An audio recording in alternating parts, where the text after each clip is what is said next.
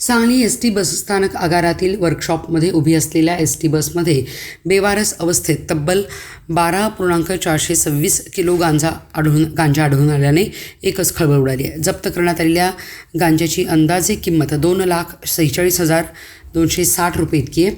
या प्रकरणी सांगली शहर पोलीस ठाण्यात अज्ञातावर गुन्हा दाखल करण्यात आला आहे. पोलिसांनी दिलेल्या माहितीनुसार 16 जुलै 2026 रोजी दुपारी 1:15 वाजण्यापूर्वी सांगली बसस्थानक आगारातील वर्कशॉपमध्ये उभी असलेल्या एस.टी बस क्रमांक MH14 LX 7629 मध्ये एका काळ्या प्लास्टिकच्या पिशवीत हिरवट काळपट रंगाचा गांजा बेवारस अवस्थेत आढळून आला. तपासात या गांजाचे वजन 12.426 किलो असल्याचे निष्पन्न झाले. प्राथमिक तपासानुसार संबंधित अज्ञात व्यक्तीने हैदराबाद सांगली प्रवासादरम्यान हा गांजा बेकायदेशीररित्या ताब्यात ठेवून सांगली आगारात बसमध्येच बेवारस सोडून पलायन केल्याचा संशय आहे.